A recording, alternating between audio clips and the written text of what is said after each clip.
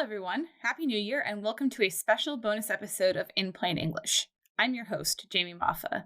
Instead of our normal format, this episode is a discussion between myself, Nick Wolslegel, who was a guest on episode 4, and Brendan Ziebarth, who was a guest on our very first episode, about the politics of space exploration and travel. I hope you enjoy, and we'll be back in February with another regular episode of In Plain English. On episode 4 of In Plain English, some of the discussion that ended up getting cut from the podcast that was uploaded was about sort of the more political side of space, and specifically kind of talking about the implications of the trend towards the commercialization of space, more private industries getting interested in space, touching on tourism in space and mining in space, and just space politics. So one of the things that got brought up in the episode was talking about these billionaires like Elon Musk and Jeff Bezos's private excursions into not quite space, and the impact that that might have on just sort of whether or not that is a positive development in humanity's exploration of space. And we didn't get too much into it into the episode, but I kind of wanted to open up a discussion about that trend and whether we think it's going to continue and what sort of some of the implications of it are. Well, I think there's maybe more than just two, but I can think of off the top of my head two schools of thought when it comes to popularizing space travel. There's the people that sort of think that green energy, it needs to be made cool in order for us to invest in it, and they look at stuff like Elon Musk going into SpaceX stuff, Jeff Bezos flying to near Earth orbit and just really rimming the edge of space, and see those as good, because if you can popularize space travel, particularly among the ruling class, the billionaires that have the resources to invest in it, it will farther this expedition, this project, which is inherently good. And that's one class as I see it. If you want to farther this inherently good space travel thing, you need to make it something that is appealing to the moneyed interests. And then there's a second school of thought that also thinks that space travel is inherently good, but they think the correct way about it is to do it through this very analytical, scientific exploration, more Star Trek, or some of the less shitty episodes of Star Trek sense of, we are doing this for the exploration and the common good of the human species. And this should be maybe a more state-driven aspect, or a less individual-driven aspect, and more of a collective decision to go and use space for the benefit of a collective of people. I find that under our current system, it's pretty inevitable that we have to have billionaires going to space to popularize it, to boost their stocks and their space companies and make them even more marketable, to try and essentially get anywhere in the space race as it is. Did you say both schools of thought or just one? I said two schools of thought. The people who think that billionaires should be driving this, moneyed interest should be driving it, and it's a good thing that they're going to space because, hey, they're clearly interested now.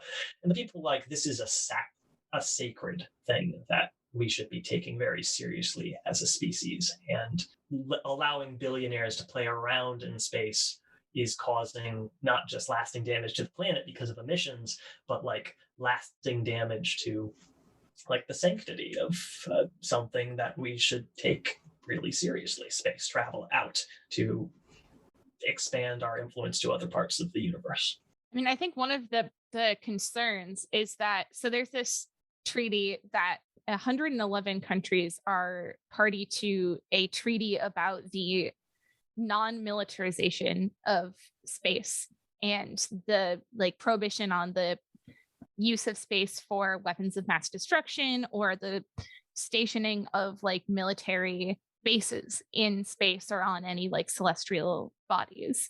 But I think there is a little bit of ambiguity over whether individuals and private corporations are party to that. And so one of the potential concerns is that these like multi-billion-dollar corporations could utilize space and celestial bodies like the moon and asteroids for things that would be detrimental to or dangerous to like the global welfare. Can you talk more about the ambiguity of whether corporations are party to the treaty? Because as far as I understand, a private corporation is by definition not party to an international treaty. So there's this treaty that was developed and is pretty admirably restrictive and encompassing if you're someone who wants to take a slow and steady approach to space. It's an admirable treaty from that regard, developed during the height of the Cold War with a lot of fears in mind. It says that everyone who signs on to this international agreement is bound to not only abide by its rules, i.e. you cannot own sections of space, you cannot claim them as your own sovereign territory, you cannot militarize them, you cannot, etc. But it's also the responsibility of every state that signs on to this treaty to manage, and this is just a small little clause somewhere in a different section of the treaty, but it's the responsibility of these states to manage their domestic and private citizenship and companies that would not normally be bound by that treaty. So while technically something like SpaceX or Blue Origin is not bound in any meaningful way by the treaty, it should be the U.S. government's job to make sure that they abide by it. And this is a old document. Treaty happened in, I believe, the 1960s, right, Jane? 1967. 1967, good year. Essentially, it's something that's set in stone and no one's tried to overturn. And people have just effectively been ignoring this like founding document in the space because it was made very restrictively, but so restrictively that people don't believe that it can even apply nowadays. So, for example, I was reading in 2015, Barack Obama just sort of passed a bill or a executive order or something that essentially claimed that in one of its subclauses says that American citizens have the right to any resources that they claim from space, regardless of where they are. So if you found an asteroid and you managed to bring it back to the Earth, you own it. You can sell it. You can do whatever the heck you want. If you went to the moon and stole some moon rocks and that sweet, sweet camera that they left up there when they sent all of those Apollo programs, you own it. Maybe not the camera, that's not space stuff. And this caused some waves in the international community because it's essentially was seen as like all out war against this idea that you cannot have sovereignty in space. You cannot own or militarize any part of space for a presidential bill to essentially say, you can own this stuff and bring it back and sell it on Earth if you go out there and claim it. Some scholars have argued over the years that this was not developed with the future in mind. It should not be followed. Some scholars have argued that because there's this clause at the beginning that says any use of resources in space should be for the benefit of the human species, that's literally anything can be argued to be for the benefit of the human species. So anyone's allowed to do it. Some soft arguments like that, but there's been a lot of discussion that essentially, from what I can tell, results in this really founding document of international law being largely ignored. And a couple subsequent documents that try to be more clear in their restrictions being ignored by the rest of, not ratified by the relevant countries. So, for example, the 1967 document we were talking about, that's signed by over 100 countries. It's well-established international law. But there's something colloquially referred to as the Moon Agreement that was proposed internationally. I'm not sure exactly the process for it, but it was proposed internationally. And it just strictly said no one can own any part of the moon, extract any part of the moon, do anything for it. This is solidifying a more restrictive understanding of the 1967 document. And I think 11 countries signed on to it, but none of the major countries you would expect and need to make it agreed international law. Like any country that has a space program completely ignored it.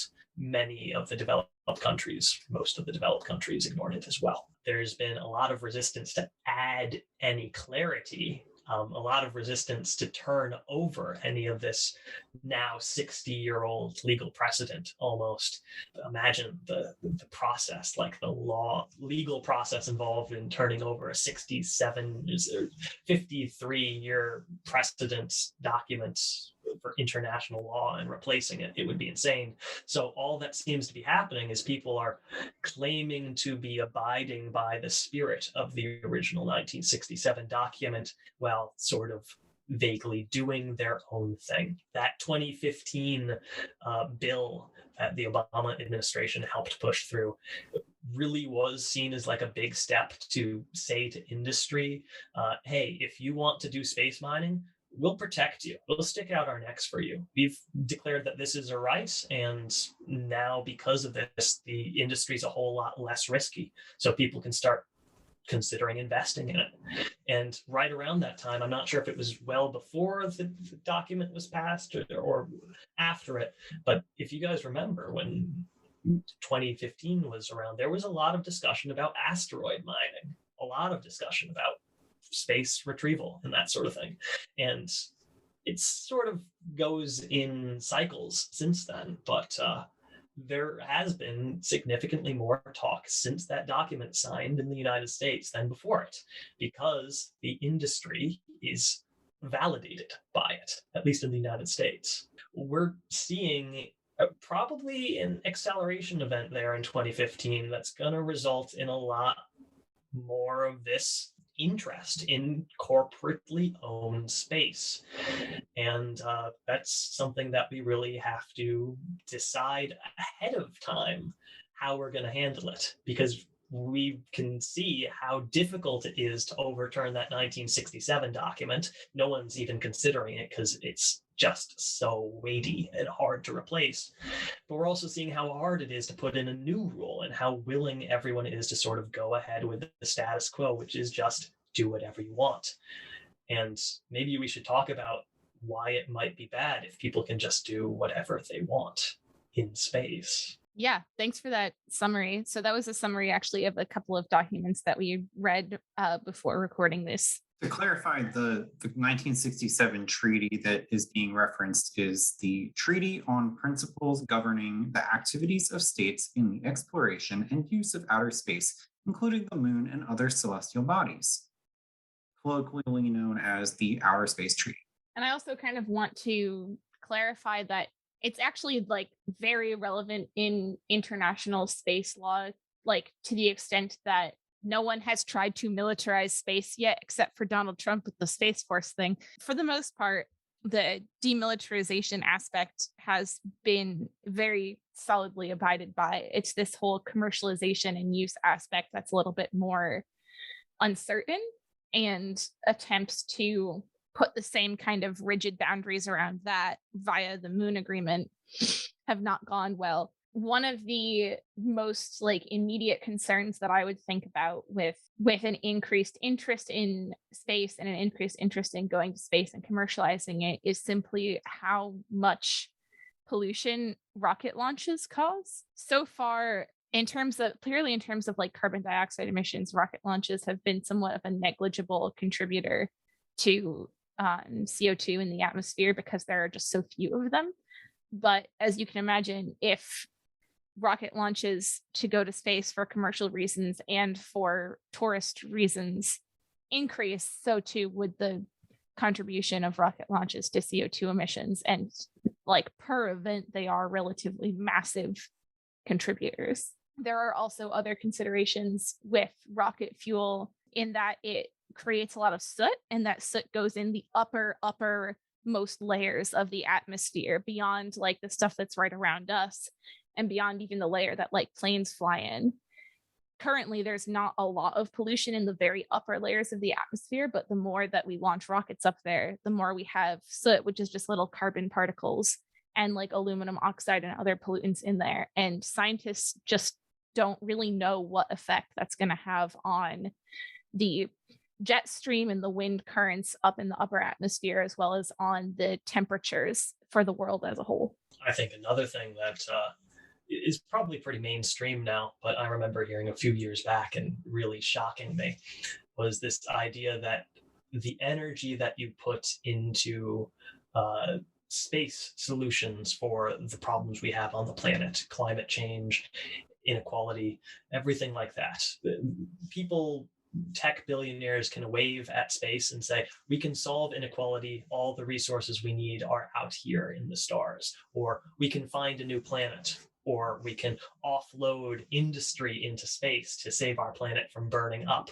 Ridiculous ideas like that are essentially hyper pipe dreams. The energy that you put into that distracts from real, fundamentally useful activism and efforts that we could do today. If you say, oh, don't worry, we can colonize Mars, that's going to be a huge tool used by people who don't want to do anything about climate change now. And even people who do want to do stuff about climate change now could have a little bit of the wind pulled out of their sails with the idea that, okay, I need to support these climate change efforts, but also it's another climate change effort everyone agrees on is finding a way to put all of our industry into space. That's just a same thing that people are talking about. So it must be a good climate change solution. And in actuality, it's such a pipe dream that it sucks the energy out of any real environmentalism sales and causes huge damage. So popularizing space, not just the physical damage it does to the planet, but the mental brain rot the entire activism community can get from it is palpable. It's real. And it's one of the main things these tech bros like Elon Musk market in. It's what they're relying on for their brands. So it's a real byproduct of them. As far as corporate interests in space, I think we could talk about existing corporate interests in space, so just like satellites, and what kinds of new developments we're seeing with private companies that are launching humans into space or attempting to do so, and what's different. And I was hoping one of you might actually explain what is different about like SpaceX and Bezos' efforts. Well, I think fundamentally, even the most future-minded companies looking towards space are still grounded in the idea of launching satellites and telecommunications and stuff like that. That's still like the core of every company I can think of that's like financially relevant. SpaceX launches satellites. It just so happens to do a lot of other things on top of that, like making the actual launch vehicles that it has and designing them for NASA, designing them to send crew to the International Space Station and to the moon. And smaller companies that are talking about space tourism and specifically just sending people to space, I think a lot of them are business-wise trying to also at least piggyback off of the same efforts that are sending satellites to space. Because fundamentally, it's not that different of a process. You've got a payload that you send up, and one of them has to come back down, the other one doesn't come back down. That's the main difference. So currently, when a telecom company is launching a satellite into space, they're like Verizon is not building a rocket and launching it. They are asking NASA for space on their next launch to release their satellite, or how does that work? It would be something like that. NASA, I'm not sure how many like commercial launches they still do. I know they did a lot of them back during the shuttle program when they were the main launch source in the Western Hemisphere. Essentially, if you want to launch a satellite and you're a telecommunications company, you're right, you don't make the rocket. You make your satellite, presumably. You might even contract that out too. And you find a launch company. So SpaceX or NASA, if they do it, Blue Origin, or anything else. And they provide the launch vehicle and the technicians to get it into space. But there's also a different sort of like committee, sort of. There's a coalition that you have to, before you even start all of this, if you want to launch a satellite into space and keep it there long term, you need to buy that location in space, that orbital trajectory, and that distance from any other satellite. So your satellite won't eventually, after tens of years, bump into another one. You have to buy, I'm not sure if it's a unique orbit, but certainly a unique path where it's not going to run into any other satellite. So there's not just a market for who can build your satellite and who can send it to space, but there's also a coalition which seems to be mostly for profit about literally selling you the space where you're allowed to put your satellites. Is that international coalition or governing body? It is an international coalition. Because that's interesting. That already starts to infringe on some of the ideals of the 1967 Space Treaty, because that is literally real estate in space. Exactly. But what I'm hearing is that there's definitely a distinction to be made where previously NASA was the only entity in the United States that was capable of putting an object into orbit. And now SpaceX and Blue Origin are in fact able to launch their own rockets, manage their own space programs without civilian oversight, without government oversight, without international treaty oversight. Right. And in fact, this was brought up in the podcast that increasingly NASA does not make the launch vehicles for space travel anymore, that like they have contracted that out to companies like SpaceX. And that's been possible over the years because of a massive defunding of the sciences like space travel, like NASA, and a financial incentive for these companies to make these launch vehicles so they can make the profit of launching satellites into space, or maybe even have their own satellite communications companies that benefit from launching satellites into space. And it just so happens that they can get reimbursed for the R&D on these launch vehicles because NASA will pay heavy prices for the use of them. To give it a little bit of nuance, it hasn't been all bad for the space sector. I mean, there have been, as much as it pains me to give SpaceX any credit, like there are some legitimate improvements here in the efficiency of launch vehicles. Back in the 1980s, when we started the space shuttle program, which was introduced as a reusable rocket system, a system that could be reusable, had some reusable parts as opposed to the Apollo program and very specialized parts that were incredibly expensive. The space shuttle program was billed as a cost-saving measure. And at the start of the space shuttle program, it cost $85,000 to put a kilogram of material into orbit, low Earth orbit. At the end of the space shuttle program, it went down from $85,000 to $26,000 per kilogram. So cut in fourth. And that ended in 1995. So a little under 15 years to cut down by a factor of 4. 15 years after that, around 20 years after that, around 2016, it cost $5,000 to send 1 kilogram into space. So down by a factor of 5. And that was the last rocket that NASA really was involved in the development of, the Atlas V 551. And that was in 2016, $5,000 going a kilogram into space. The very next year, SpaceX came out with its Falcon 9 launch vehicle, which could send material to space. 1 year after the Atlas V had its peak performance, it was sending material into space for $2,000 a kilogram. So a little more than half the cost.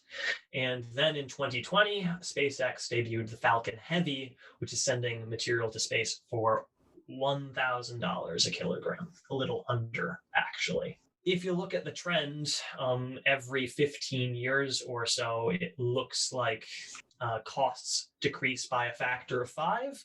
Just back of the envelope calculation, it seems to be accelerating with the introduction of the Falcon 9 and the Falcon Heavy by SpaceX. Now, whether or not that's anything that matters or is real at all, or just scientific advancements that have happened, it's hard to say, but it hasn't been all bad that specifically the Falcon rockets and the SpaceX launch vehicles that they've made are pretty impressive. But regardless of what you think about the company and its profit motive, there has been some scientific advancement here that otherwise would have happened at NASA.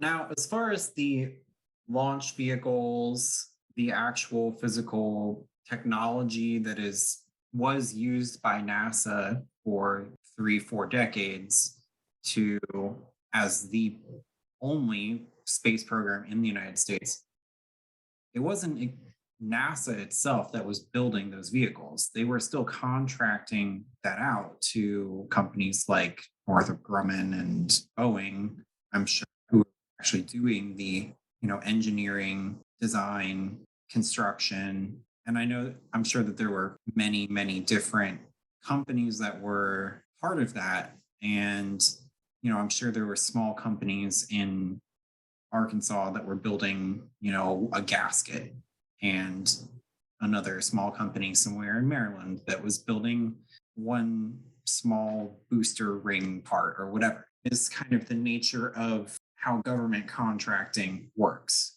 It seems like a lot of those cost savings might be the result of bringing things under one roof, like vertical integration of the process. I absolutely agree that a lot of that in the profit of these companies, absolutely. But the statistics I've mentioned are like cost of fuel. So there has been a decrease in cost of fuel to launch to space. How much of that comes from developments in fuel technology? Like, how much has that changed? It's hard to say. There's a surprisingly deep fuel technology. There's so many different fuels that they run in rockets. The standard like liquid oxygen and hydrogen is very, very there's a lot more exotic options out there. I'm not entirely sure. I'm out of date on what SpaceX is using, but a lot of it certainly has been fuel development. But I wouldn't use that as like a cudgel to discount what SpaceX has done, because if they've developed the rocket, they've almost certainly developed the fuel, a lot of the fuel technology used to propel it. So it's not like the government has done this sort of research and found out that this particular fuel is going to be the best for that rocket. That's still stuff that SpaceX and Blue Origin and et cetera have done largely in-house. Okay, so SpaceX's Falcon 9 uses kerosene, which produces, I was looking this up in relation to the climate impacts of space travel. So yeah, the Falcon 9 uses kerosene, which produces carbon dioxide, and it produces that soot that I was mentioned that kind of gets trapped in the upper atmosphere. Liquid oxygen and liquid hydrogen are actually only able to be used for the like very lightweight and like close Earth orbit vehicles. And then somebody proposed using methane, which sounds bad. Methane is probably on the low end of the badness scale. There's a lot of incredibly carcinogenic rocket fuels that are essentially just incredibly dangerous oxidizing agents, because that's what you need in rocket fuel, just the most aggressive oxidizing agent you can possibly make, along with something that needs to be oxidized and has a high energy density. So no matter where you turn with fuel, though, it's going to be disgusting for the environment. There is no electric rocket on the horizon. And even if there was, we'd know that would come with problems too. And even the liquid oxygen, liquid hydrogen fuel, even though that doesn't create carbon dioxide directly in its combustion, actually is very CO2 intensive to make liquid hydrogen. Yeah, you essentially, the easiest way to isolate liquid hydrogen is essentially from a coal plant. Like you boil coal and isolate hydrogen from the hydrocarbons. Other ways are also incredibly energy intensive, like hydrolysis. There's no, just because it doesn't make CO2 doesn't mean it's not very intensive. This comes back to, like I mentioned earlier, two camps. People who think it's great that billionaires are going to space because that farthers this fundamentally good goal of getting more interest in space, and scientists that think it's bad that we have billionaires going to space because space is a fundamentally good thing and they're corrupting them. But both of those camps that I mentioned implies that space is fundamentally good. But there's really just a not often discussed conversation that maybe we shouldn't be that ready for space. Maybe it's not something that we should be focusing and wasting all these resources on, particularly when you think about how incredibly inefficient rockets are. Should we be having this space tourism industry and plans to colonize and do all these different things? Actually, take the scientific endeavors off the table. Let's assume those are good for the briefest of moments, just for sake of argument. But let's say you want to just have commerce in space and you're going to use it via rockets that pollute and damage the planet. There's a serious argument that I can see that even though there could be some quote unquote benefit from that, it should be held off on because it damages the planet, and we should really be focusing, rather than building up a rocket industry, which is fundamentally a fossil fuel industry on steroids. We should be doing research into materials to make other ways to get to space. Railguns, space elevators are the dream sci-fi thing everyone hears about. There are, at least in theory, other ways to get to space that don't involve the incredible energy inefficiencies of rockets. For those of you who don't know how bad rockets are, your car has a low enough efficiency already, your gas combustion car. That's pushing off of a solid. Jets and planes need to push air off of air to propel themselves instead of solids off of solids. Rockets not only need to go straight up, which is very, very bad, but once they get into space, they need to literally create the atmosphere that they are pushing off of. Their exhaust becomes the very diffuse atmosphere that they are pushing off of and generating thrust from by throwing particles behind them. It's very energy inefficient. Wow, I've never thought about that. That's wild. Yeah, there's huge diminishing returns when you change mediums. Solids pushing off of solids are very efficient. That's why we will always have cars and trains. Boats are less efficient. Planes are much less efficient. Even if you skip over the fact that rockets are going straight up, which is not something anything other transportation does, they eventually have to be able to push off of vacuum. There's a huge worry I have about building a very robust rocket industry that it will become powerful enough and corporate enough that when the next best thing comes around, like a space elevator, or people talk about magnetic cannons to launch vehicles into space, handling a lot of the thrust by essentially the maglev system they have on Japanese hyper trains, right? Doing stuff like that on steroids. When the next best idea comes around and is available, because these private space launch industries exist for their own profit and not just to have the most efficient way to get into space, just like we're seeing with fossil fuels now, they will fight against it. And previously you had NASA, which did not have any real profit motive to stand by rockets. Rockets were just what they did because that was the tool that they had. But SpaceX will stand by rockets until Elon Musk becomes a dominant leader in the space elevator field, which he doesn't seem to have any obvious interest in. Possibly strengthening the whole space race right now is a foolish thing to do. You can make an argument against that, which I think is really, really cool, that, hey, we're pretty stupid for basing this whole process on Earth at all. And if we start the space race now and start mining and building bases in outer space, we don't have to launch anything at all. We can have an endless supply of materials right there already in space. We don't have to spend all the energy to get it up into orbit, and we're really ready to do that. That would be the counter to my argument that we should wait until we can space elevator. Right, because there's a lot less gravitational pull and atmosphere to cause friction launching off of the moon. If you could set up a base up there to, say, go to Mars, would be a lot less intensive in the initial launch phase than launching off of the Earth. Oh yeah. Or if you already have a spaceport in orbit, right? Think of a city essentially in orbit around the Earth. That's people's whole job is to wrangle asteroids and bring them into this processing facility where eventually they become the metals that become spaceships. They all are fundamentally in space. They never have to worry about orbit. And because they've been made in space, they don't even have to look like the rockets we see nowadays. They can be much more sci-fi because they don't have to deal with atmosphere and aerodynamics and that sort of stuff. So there's a huge benefit to being able to do it. Have spaceports entirely in space. The only argument is, do we want to wait for something like a space elevator, a sane way to get to space without burning hundreds of thousands of kilograms of fuel to get there? Or do we want to build the infrastructure for ourselves now?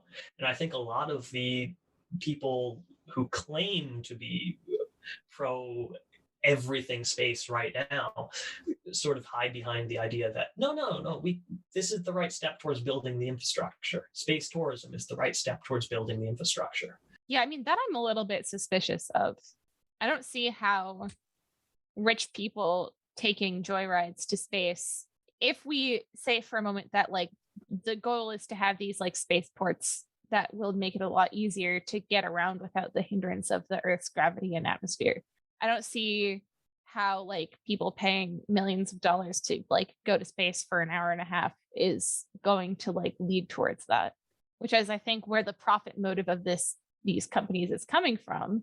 Because like people just paying to like take a joyride to space is almost pure profit. You just answered your own question. I mean, that is capitalist logic 101. You can make a profit off of joyride. It's not pure profit because the cost of the fuel and everybody that you have to employ to make the launch successful, assuming that you're able to recover the vehicle. Yeah, it's definitely not pure profit, but capitalist logic 101 is if we can make this profitable as a business, we can use the profits to reinvest into the company for the next project, which might be actually having a corporately owned space station that you launch up to. And now you are actually not just taking a joyride, but you actually go on a vacation in space. From there, you start, possibly having people living there longer term, possibly having people working there, entertainment sectors or whatever, but also potentially starting to develop infrastructure that would be potentially corporately owned to do some of the things Nick's talking about, actual manufacturing in space, for example. And a quick aside, there's back when the many times when NASA was seeking funding and recognition and a little bit more of a kickback from the government.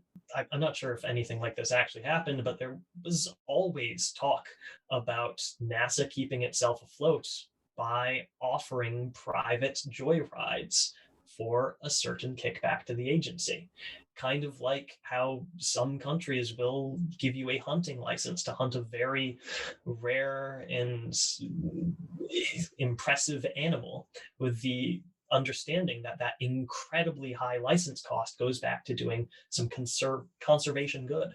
I don't entirely think the idea of joyrides to space has to be evil and bad, but it's certainly sacrificing the environment for some monetary gain, which is very hard to trust in the hands of a random corporation that's goal is profit.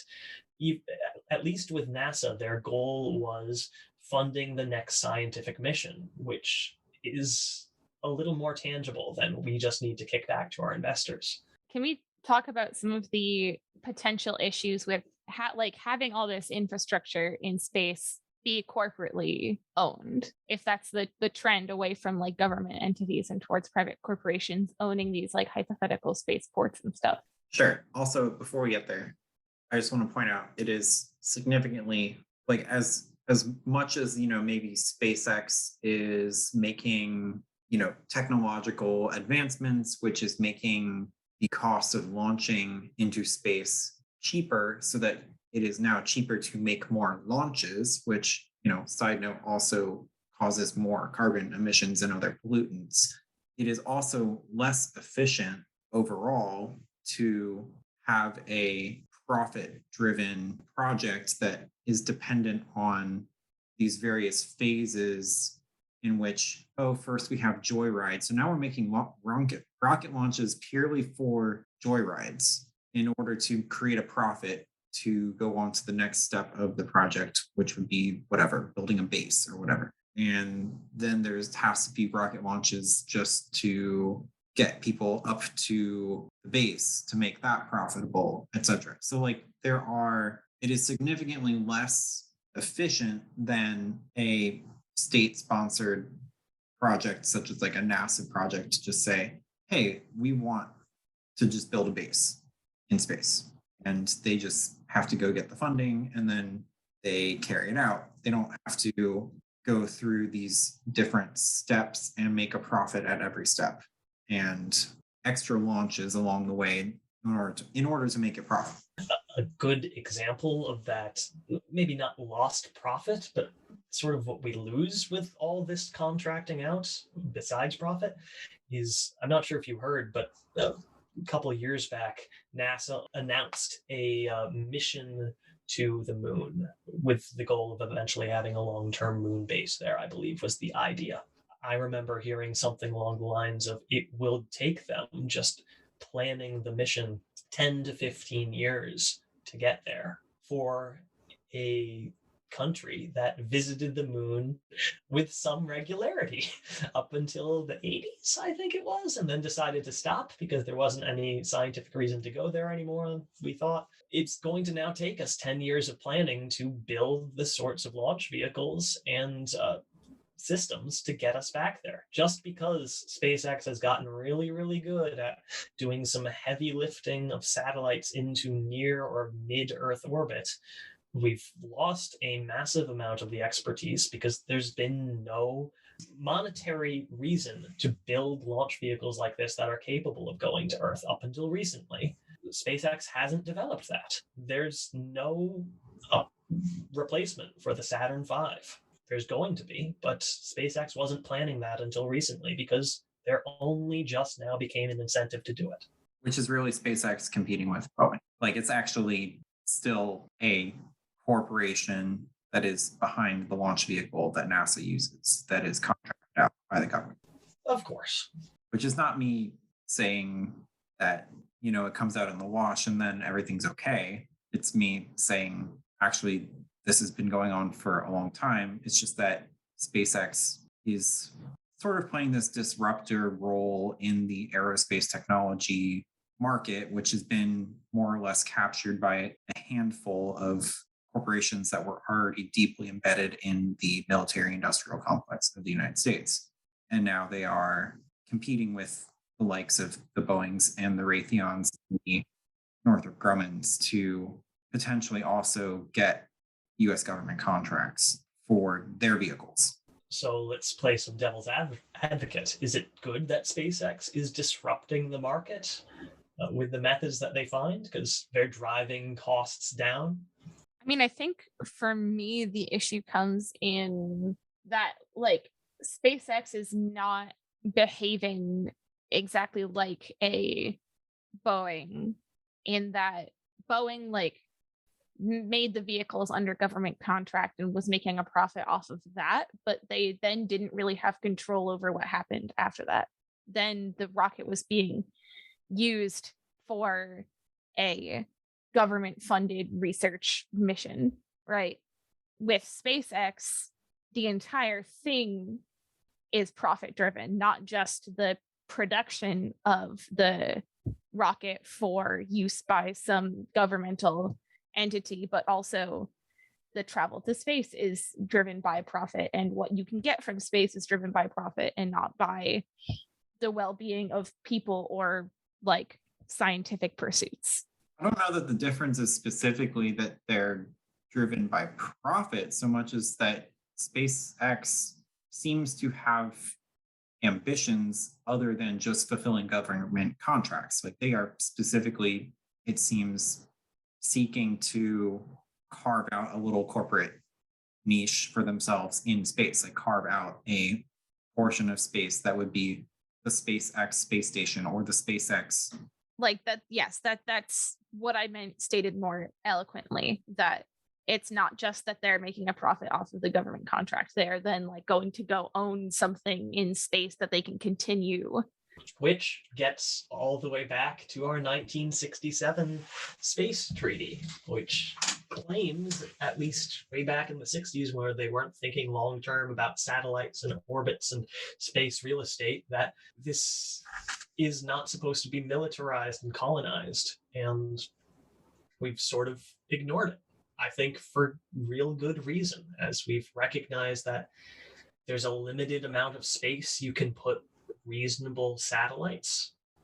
We certainly have plenty of room, but every satellite you orbit makes it harder to fit another satellite up there because of space debris, and just physically there's a higher chance you will run into a satellite if you don't plan your launch carefully. Right, weren't you also bringing up having more objects orbiting the Earth also makes it harder to leave Earth's atmosphere on future occasions, because now there are more things in your trajectory that you could crash into and cause a catastrophic. And it's as far as I'm aware, an exponential problem, not just because the more objects you put up, the more satellites there are that you have to prepare and avoid. But let's say a satellite, due to some accident, is hit by a meteor, and now you've got debris traveling around space in unpredictable patterns. The more satellites you have up there, the more likelihood that that one explosion is going to result in more destroyed and off-course satellites. And there becomes a point where you reach a critical density where it is actually dangerous to have a certain amount of satellites up there, because they could propagate and destroy all of them, or destroy a significant number of these satellites and create a debris cloud that you actually cannot predict worth a damn when you're trying to send a rocket into space. It's not just a linear, we have this much space, we can't fill it up. It's every satellite we put up increases the risk of putting up the next one. So one of the potential downsides of a corporately claimed space would be that they can theoretically potentially bypass some of these existing norms and treaties about purchasing real estate in space for the trajectory of your satellite. And then if it's profit driven, I mean, I could come up with like a Black Mirror episode where, everybody has their own personal satellite out in space, because, obviously they need the fastest possible satellite, like Wi-Fi connection, like no matter where they are in the world. There's an incentive that seems potentially limitless to have more and more and more space objects. If it's purely driven by profit, might just expand without limit. There's a short-term incentive to go like, well, we can put all this stuff here, so we're going to put as much stuff as we can because more stuff is more profit. But that's ignoring as putting the short-term interests ahead of the long-term consideration of like one catastrophic event will set off this whole like escalating domino effect of space debris. Corporations want to follow their highest profit margins. And in a world where there aren't strong restrictions stopping them, they just get away with it. We're sort of realizing, as we started out in this episode, that there's a really strong document that people respect and are not going to do away with, that could be argued for, hey, you can't do any of this stuff. That is probably not in the best interest of humanity. And we're probably at a tipping point as a global community where we're going to have to decide what that original 1967 document means, how we're going to interpret it, and how do you think we should interpret it? There was an article that I found in doing research for this that was about establishing an institutional framework for this new era of space travel and interest in space. And I don't necessarily agree with everything that the author says in this manuscript entitled Institutional Framework for the Province of All Mankind, Lessons from the International Seabed Authority for the Governance of Commercial Space Mining. And basically it's saying we actually have a global institution called the International Seabed Authority that governs the use, exploration, and extraction of resources from like the deep sea floor, which is kind of a similar, analogous to space in that it's not owned by any nation, or it's not like under the jurisdiction of any nation. And it's kind of, it has extreme scientific value, and it's not really, it's still like very unexplored. And also has huge risks that are potentially impacting many, many people, or like the entire planet. Oil drilling, deep sea waters potentially causing oil spills because it has increasing risk and difficulty the deeper you drill. Yeah, which touches on the other thing I was about to mention, is that it's all of these things, but it's also rich in resources that corporations understandably want to extract for profit. And like this again is not perfect, and I don't agree with everything in the article, but there were some interesting points laid out, which was that it set up regulation in phases, where the initial exploration of an area of space or the seabed floor is not exclusive. Like multiple interests, be they like governmental agencies or corporations or whatever, can be exploring the seafloor or an area of space at a time. And then the second phase was like applying for a exclusive contract once they had identified an area of interest. But they have to identify actually two equivalent areas of interest, and one of them gets set aside. And the reason that one of them gets set aside is because there is a concern about like developing countries that don't currently have the technology to like go to the seafloor or go up into space, and that like they would kind of get shut out of this endeavor because they don't currently have the capability. So like one of these two areas that agency A finds would be for them to do with whatever they want. I mean, not whatever they want, but like for them to do something with. And the other one would get set aside for like developing countries to apply for a grant to go explore, or like set aside for the future. And then another stipulation was like special considerations for areas of like particular scientific value. So one thing that was mentioned for space is that the dark side of the moon is of particular scientific value because it's the only place in the solar system that's radio silent. It's completely shielded from the radio emissions that are coming from Earth because it's on the other side of the moon. For example, like ideally like the far side of the moon would be protected for like radio astronomy scientific reasons, because if you set up a bunch of corporations over on that side of the moon, all of a sudden it's not radio silent anymore.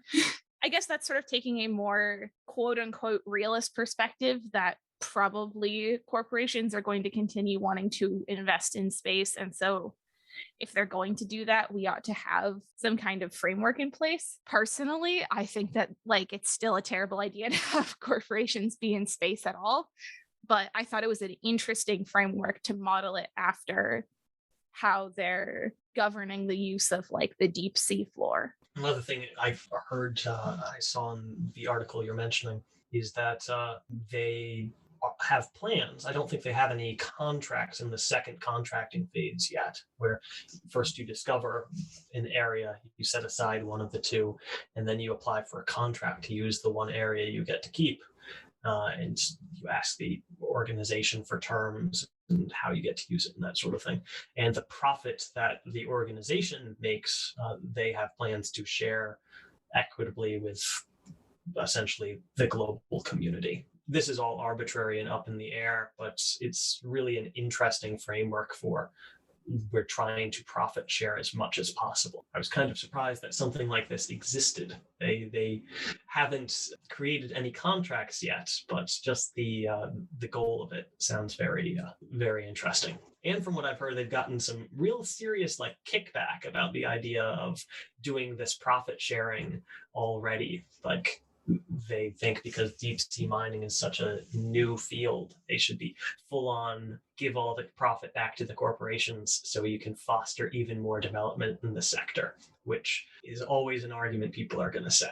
Right. A corporation is never going to say, "Oh, we have enough money. We don't need any more of that money." But I think it's great that to the extent that this seabed authority can, that they're trying to mitigate that. I wanted to talk about the symbolic move that happens politically when we are choosing to privatize space travel and militarize travel, the use of space. Because as I guess the impression that I got, the understanding of the history that I learned, at least as a teenager, about the space race and international treaties governing space and the establishment of the International Space Station, was that there was certainly a lot of like nationalistic competition involved, but I guess it was framed sort of like the Olympics, where it's kind of a friendly competition. And at the end of the day, the idea of humans leaving our planet, going to space, discovering the mysteries space has to unfurl to us, and potentially even, all the science fiction fantasies of meeting other terrestrial, sentient life forms or leaving our solar system, etc. Like there's this great sense of unification of human purpose and ambition that is greater than national borders or identities. And we are transcending those differences in order to like further our scientific understanding and our progress as a species. It seems really like, unfortunately, apropos of like 2019, 2020 to be abandoning these like globalist ideals in favor of like corporations now being the primary drivers of like space travel, or militaries being the primary drivers of the use of space, injecting a lot more like privatization and like competition, drive for profit over knowledge or well-being or progress into this. I don't know. It seems to me like it is very cynical and I guess that is kind of the camp that you're referring to earlier, Nick, of like the people who have this like idealistic version of space that is supposed to be for like the greater good of all humanity, etc. I mean, I think even as like a interesting little example of this, the United States Space Force chose a symbol that is strangely reminiscent of the Star Trek Starfleet Command symbol. To me, it just says America first, and like America is going to, I don't know, perhaps lead the world in the next age of space exploration and travel, and it's going to be the power that subsumes the rest of the planet to become the United Federation of Planets. To me, for like one country to kind of project that sort of dominance over the ideals of like space travel, it seems selfish, short-sighted. The idea of just kind of abandoning existing international treaties and norms in favor of national and private interests is really seems like a step back in I guess in a symbolic or idealistic way, but also in a legal and a material way. I agree profoundly. I would say that like the space race, the real space race of the Cold War, was militaristic, even if it was never weapons and lasers and overt breaking of the space treaty in space. Even if it wasn't overtly militaristic, it was military driven. But there was always this understanding, this veneer. It was seen as both a political cudgel, obviously, but also a step forward for humanity, the chance to step out into the stars and be something bigger. And it was seen as something really pure, because it was being handled with great gravity by these massive organizations that at least could claim that they were working for the best of their people. And I feel like sending Elon Musk's Tesla into orbit, that's something that's going to be in orbit forever now. Something that's obviously a craven marketing strategy that cost hundreds of millions of dollars to pull off and noticeably polluted our planet to do, just to put a Tesla in orbit for the rest of time, or however many years it takes for it to deorbit, very, very long time. That's so obviously just the machinations of someone who loves his own brand and is trying to be a capitalist. There's no way you can look at a Tesla in space and think, wow, this is momentous as sending Sputnik up, or even sending a regular everyday satellite, or hell, a mission to Mars or a mission to the moon. You look at that and it serves literally no purpose. It's a car in space. It's an ego project. And as we have the possibility for space to become ego projects, to become tourism, it really mines out the ground from underneath the promise that space is a somber, bigger moment than us. I mean, think about all the people who were asking Jeff Bezos when he came back down if he had the pale blue dot effect, if he had been changed and like believed in humanity now and wasn't going to grind people up in his factories. And he sort of responded with like, yeah, it was cool. It definitely, it touched me, it touched me a lot. Yeah, no, it was the most profound part of my life. He sort of fell into this like pattern of, yeah, I'm supposed to be lying about how this made me feel, when it was just an ego trip for him, in the way that an astronaut who trained for this, a scientist who went up for this, won't approach space in. Do we want to have those eyes coloring and controlling what space is, not just for them, but for everyone on this planet, for the future?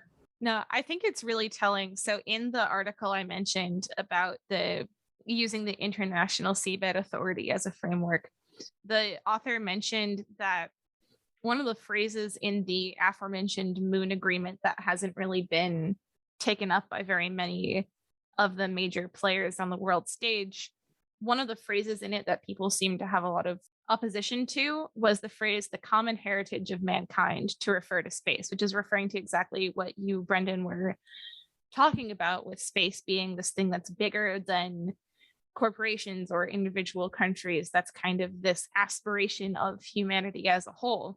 There was objection to the phrase, the common heritage of mankind, because people felt that it epitomized a communist ideology. What year was this moon treaty? 1979. So still very much height of Cold War. Yes, still, like, I mean, there would have been potentially like opposition because, Soviet Union, communist, but that it still has not been ratified by major players since the fall of the Soviet Union and the end of the Cold War, I think speaks a lot to how people are viewing space as a potential for corporate interest, and that it's sort of only a matter of time, and that it's not in fact going to be the common heritage of mankind, but something that's divvied up among corporations and then sold back to people for a profit. Yeah, I wonder if there is a progression whereby capitalist interests stake claims divvy up and start monetizing space closer into Earth that are, increasingly within the grasp of their rockets and their satellites and etc. Is that sort of just a natural progression of late stage capitalism? And is there any sort of, hope, I suppose, for a internationalist, globalist, optimistic, idealistic mission to Mars that like transcends, corporate interests and unites humanity? Or, is there like a next stage of space that is more inaccessible that like, maybe we symbolically like hope for, uniting around? Is the mystique of space like sullied and we are no longer kind of like in awe of it, and now it is just like up for all of it is just up for grabs? So like have we like just turned a point in human history where we're just sort of like on a trajectory towards dystopian corporate space science fiction novel? I've not been super optimistic lately, but I think that that's why it's important for people to pay more attention to the trends in the corporatization of space beyond the big news stories about like Elon Musk going to space or whatever. I think that's why it's important to pay attention to as a trend in global politics, because even though it's not something that's impacting people as directly right now, it will be very difficult to stop once corporations establish their own bases in space. Once they establish bases on the moon, once they start like doing all these things, it would be very difficult to like say, no, here's the line in the sand. There will just like, that's the nature of corporations, is to continue to grab for more and more and more. And I mean, it's already starting, so it's already difficult to stop, but it's one of the things where I feel like this is something that like to actually take a stand early enough and prevent the progression into this kind of dystopian, the dystopian future kind of novel where space is divvied up between corporations and everybody's fighting. As you're saying that, it's occurring to me that I'm having some trouble conceptualizing what there is to lose by allowing this new trend in corporate and military control of space to like continue. I think that there's a lot more that we lose than we've been able to like enumerate here. And I think a good example of that is, what you said about Jamie about the radio silence on the dark side of the moon. I am someone who's never done a ton of research into kind of space and astronomy and stuff other than just kind of the pop science, the very basic pop science of it. So I don't really know what sort of scientific opportunities we would be losing out on by like beginning to like pollute space in a way. Ultimately, from this conversation, I'm hearing that like I want to hear more smart people talking about lines in the sand we should be drawing in space, in our political movements, as we are conceptualizing like what demands we'd be making on governments to preserve the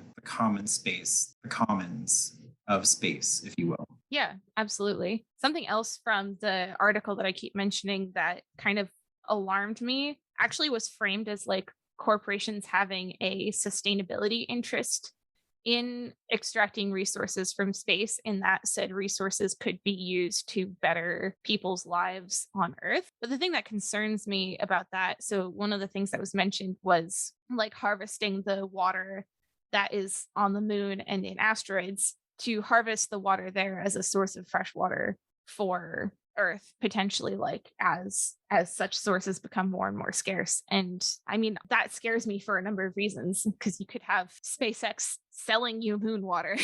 That seems bad, as opposed to trying to protect water sources here on Earth and keep them as public goods. Not to mention it's huge energy expenses for any of this sort of mining. Asteroid mining is insane, and you also add a even bigger expense if you aren't just going to keep those resources in orbit for sustaining orbital colonies, but if you want to deorbit those resources, that takes energy. you don't just say to your rocket that or your satellite that has the 10 million gallons of water in it, okay, I'm done orbiting now. You have to burn a rocket retrograde to slow yourself down, assuming you don't have a space elevator or something like that, right? You need to burn fuel to deorbit this material and then spend a lot of energy making sure it doesn't go kersplat where you collect it. To imagine a world where we're doing space mining, saying we're going to help the planet with these resources we mine is kind of idealistic. If we do space mining, the way any profit-driven corporation would eventually take it as soon as they could was to keep those resources in orbit in a local location where they have complete control over them, and they never go back to Earth. Earth comes to them. Maybe I'm thinking incorrectly here, but I am really skeptical of any long-term solution that brings resources to the surface of the planet from space. Yeah. And the article was also talking about setting up that kind of like in situ economy in space where the resources extracted stay there in some kind of space base, SpaceX space base. So I guess even supposing that like that water and those minerals are used for an economy in space and not brought back down to Earth, I think you run the risk of if corporations dominate space, then you might just end up with corporate towns, but in space, where corporations can basically just charge whoever they have working and living up there whatever amount of money that they want to. And it's even worse because you're in space and you don't really have a really easy way to go back to Earth. But I don't think that's a goal any corporation is working with. We're going to create these workers' towns with our new space society. I think their goal is just to monopolize space. And maybe Doesn't that come with the territory? You have to have workers if you're going to have space economies. Sure. I agree. I just don't think that like the thing to worry about here that Jeff Bezos is rubbing his hands and thinking about every night is I'm going to create corporate towns in space. He can do that on Earth. I think the interesting thing for most of these companies is maybe the corporate towns will come later, but I'm going to monopolize space. I'm going to make this new market that I'm in control of. They're more worried about the market than what happens to the labor force they exert force on. So I think we kind of brushed over Space Force earlier with, saying, oh, I don't think they're really doing much. But actually, there's a lot going on with Space Force. They were authorized a budget in the 2020 National Defense Authorization Act. It was officially established as the 6th Armed Service Branch, and they are eventually going to have a, general, 4-star general on the Joint Chiefs of Staff. I did not know this until doing some reading today, that there was already existing an Air Force Space Command that's been, in existence since the Cold War, and parallel to a Russian and a Chinese equivalent militarized force that dealt with space, mostly in the form of, as far as I understand it, mostly these folks dealt with having like satellites that were assisting in other forms of engagements and operations, and people to like guard their space capabilities to like launch these satellites, etc. Also ICBMs. Apparently, there were 16,000 active duty and civilian personnel that were transferred from the Air Force Space Command to Space Force. So they already have like tens of thousands of employees. I checked Space Force's website and they have 146 active job listings. They have 6 different bases, 3 in Colorado, 2 in California, and 1 in Florida. You cannot enlist as a Space Force member yet, although there is a waiting list that you can join or a newsletter to get updates, I suppose, which is interestingly under a Air Force website. Like it seems like there's still kind of a blurry line between Air Force and Space Force as they're establishing them as an independent organization. I did see an article saying that they're hoping to, I guess, be fully functional as an independent branch of the military within 18 months. In September 2020, there was a memorandum of understanding signed between Space Force and NASA, formally acknowledging the joint role of both agencies, replacing a 2006 document that had a similar nature of understanding between NASA and the Air Force Space Command. And Space Force has already been part of a military engagement. In 2020, it was part of an early warning system regarding the Islamic Revolutionary Guard Corps Aerospace Force missile strikes that hit Al Assad Air Base. Currently, Space Force administers GPS. Like GPS, as we know it on our phones, is actually a U.S. military tool that is made available to the world public, somewhat similar to the internet, I suppose. It is actually a U.S. military installation, but GPS is apparently under the auspices of Space Force now. Military satellite communication systems, U.S. missile warning system, U.S. space surveillance network, satellite control network. They do have a Boeing orbital test vehicle, which is a reusable robotic spacecraft. So Space Force is doing shit. Obviously take them seriously, but it's hard to see them as a serious influencing force in the space community right now. Obviously, they are going to bring a militaristic aspect to it, but I don't see anything they're doing as fundamentally new yet. I don't think anyone who's heard about Space Force has thought, oh, that's a new thing they're doing, or something like that. I think they're just changing stuff that was always done under the Air Force Strategic Command, Space Command, putting it under its own branch with the intention of growing and becoming worse and scarier. But I don't see any of their acts right now as being relevant to the larger space community. Well, I mean, I don't think it's something that we should sleep on or discount. It becoming its own branch, like you said, is an intention to grow and an intention to potentially do things that would violate the non-militarization of space. It also probably entails a justification for increased military spending, which is problematic in terms of how we're just generally spending money on things in the United States. I don't know that it's done anything new per se. They have a 2022 authorized budget of $18 billion. They are certainly playing a major role, though. I mean, they're already administering like the GPS service, and they are already involved in, I guess, administering U.S. military satellites. That's already a very significant military role, even if they're not specifically weaponized satellites, as far as we know. They certainly have a major geopolitical role already, even if they're not specifically doing anything in terms of like armed hot warfare in space at the moment. I think Space Force, the creation and official designation of it, assuming we have a government that's trying to get as much space warfare done under the rug without telling us about it, I think Space Force was a governmental mistake to announce, because I think all the stuff that Space Force is doing now and is going to do for the next significant number of years could have / already was being done under the Air Force Space Command. I don't see Space Force, like the designation of the new branch, as anything that couldn't have happened just under the Air Force. For that end, assuming a antagonistic government, I think they made a mistake popularizing and bringing about this Space Force concept. And I think the left, who is against this militarization of space, and the right, and anyone who's against militarization of space, should really pounce on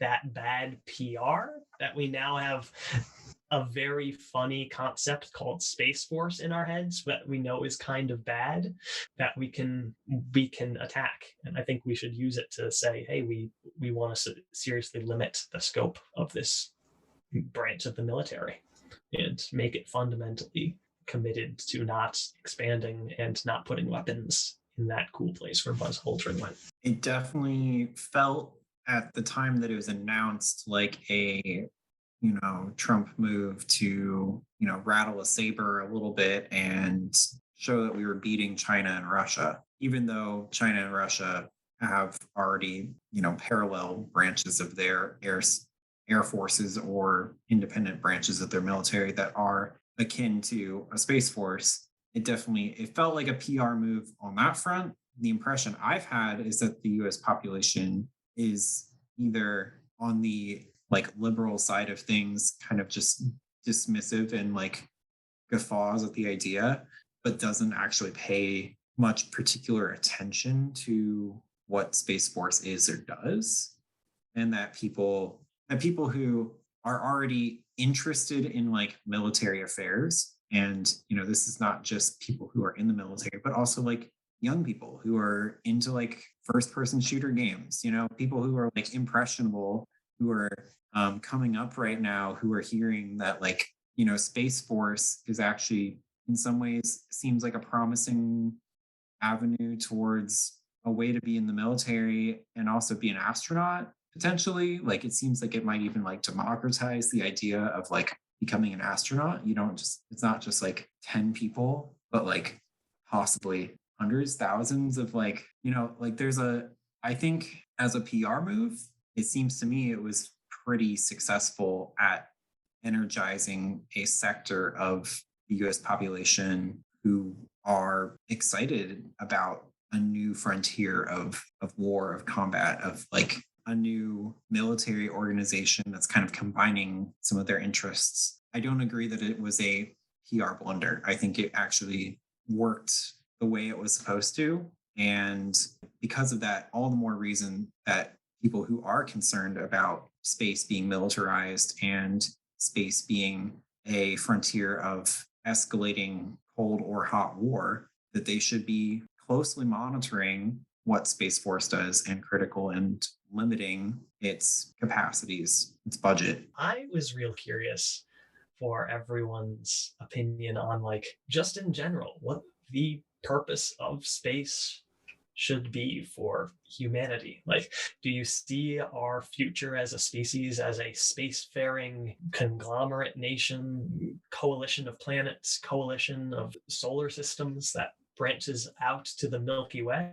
Or is that in itself like something that is glamorized a lot by Star Trek and everything, but like something that fundamentally is like exploitative and capitalist and maybe bad, and maybe the future of humanity is colonizing the solar system and staying there, never branching out farther?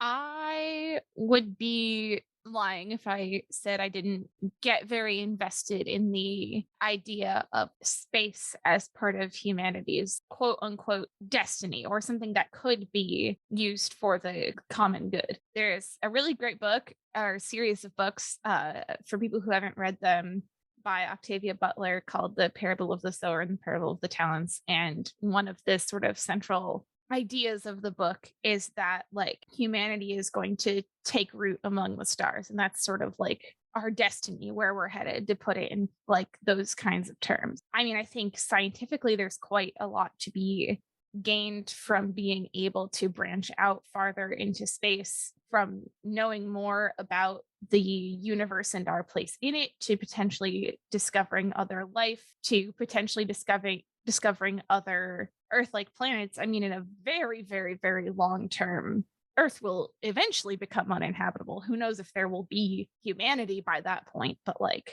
I personally do ascribe to the idea that like if it can be done non-exploitatively and not in a colonialist or capitalist manner, I like the idea of it. I think in a very near term, I do very much think that we ought to continue exploring space for like purely scientific purposes, for discovery of new planets or discovery of new things about planets in our solar system that we didn't know, sending out satellites to the gas giants and to the moons orbiting the gas giants and all that kind of stuff. In the near term, that's sort of the interest in what I think that our investment, so to speak, in space ought to be. Cosmologically, I think there's something special about life as opposed to inorganic, inert chemical, compositions. And something appeals to me about the idea of if there were places that could support life that don't already have existing forms of life, either, preserving them for the possibility of the development of like completely new alternative forms of life, or possibly seeding them with like a biodiverse biosphere of life. Both of those ideas are kind of like interesting, intriguing to me. And I think that humans certainly will have a role in that. I'm personally invested in like humanity taking a broader view of like life and maybe not seeing itself as a dominant species on the planet, but part of a much broader like ecosystem and a web of life. And I don't know what that means in terms of like space travel specifically, but certainly I am concerned about the idea of like investing a ton of resources into space travel at the expense of like accelerating the collapse of Earth as a habitable biosphere. And I'm definitely ideologically, politically opposed to what I think is a trend in some circles of uber wealthy people to see Earth as uninhabitable sooner rather than later, and therefore sort of accelerating space travel because they're looking for an out for themselves or like a limited number of people to sort of be a sort of this nihilistic view on Earth and the current trajectory with climate change, et cetera, that perhaps they can like put themselves on an arc to another planet. I'm very suspicious of space for the few. And if we're going to go to space, I say space for the many. And that means like the biodiverse many, not just human many, but like, and that means also respecting, I guess, developing a political analysis of colonialism that's not just human political colonialism, but like starting to think about like ecological colonialism. What are the impacts of like seeding life on a planet? Are we cutting off the possibility of a completely different kind of biodiversity arising on that planet if we're seeding Terran life on that planet? So I think that there's a lot of like exciting ideas there. When I was younger and first thinking about space travel, I thought that the only future for humanity was spreading out to the solar system, and then there'd be a great barrier there where eventually there would be a transition out to the nearest solar system outside of our own, and then an inevitable colonization in the most brutal wild western sense of the entirety of the galaxy if it was possible. I think those sorts of stories are really important to humanity, particularly humanity right now. We love our stories of no matter what happens, we are manifest destiny, and we find a way out of the shitty situation with our star that's going to blow up in 5 billion years or something else that's going wrong. We will eventually find a path forward, and it might come with tragic romantic losses like the loss of our home planet, but humanity is bigger than that, and it will continue on. And I think those stories are incredibly important. But for the long-term fate of something like humanity, it's really hard not to get existential for me now and to think, do we have a claim to places beyond our solar system? And is it good to have a story that never ends? Or is it always going to end up leading back to these sorts of Wild West moments where exploitation is maybe not unavoidable, but certainly easier to experience than to not experience? So in more recent years, I've really thought about the idea of humanity expanding to its solar system, claiming what we know does not have life on it for its own, maybe terraforming, maybe not terraforming, but finding an end to its story and becoming comfortable as a civilization with the idea that there is an end as opposed to a permanent next location to expand out into, to keep railing against the dying of light. I think it's really beautiful to have ends to stories.